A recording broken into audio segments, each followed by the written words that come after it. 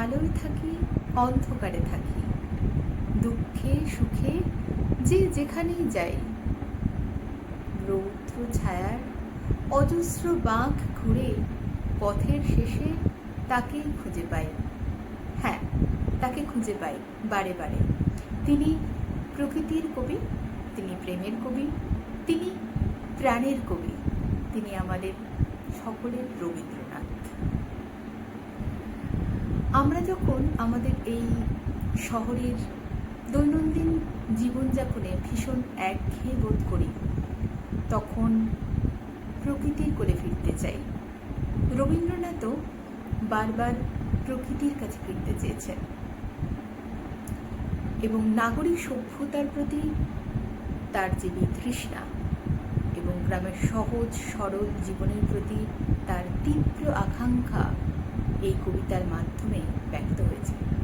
কবিতার নাম জন্মান্তর। এটি খনিকা কাব্যগ্রন্থের অন্তর্গত একটি কবিতা। আজ আমার নিবেদন জন্মান্তর।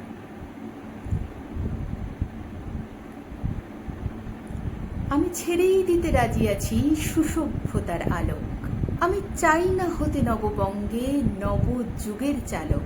আমি নাইবা গেলেম বিলাত, নাইবা পেলেম রাজার খিলাত।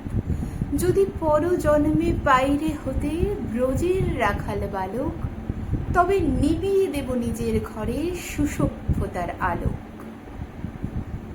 যারা নিত্য কেবল ধেনু চড়ায় বংশী বটের তলে, যারা গুঞ্জা ফুলের মালা গেথে পরে পরায় গলে, যারা বৃন্দাবনের বনে সদাই শ্যামের বাসি শোনে, যারা যমুনাতে ঝাঁপিয়ে পড়ে শীতল কালো জলে, যারা নিত্য কেবল ধেনু চড়ায় বংশী বটের তলে।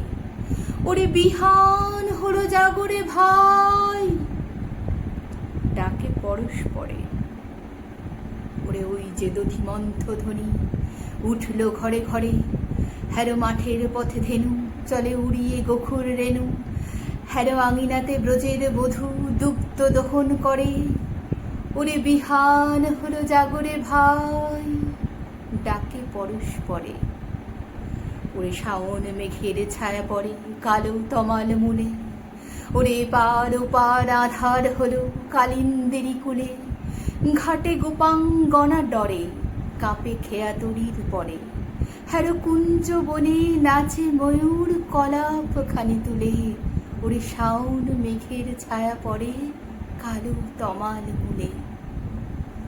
মোরে নব নবীন ফাগুন রাতে নীল নদীর তীরে, কোথা যাব চলি অশোক বনে সিকিপুচ্ছ শিরে।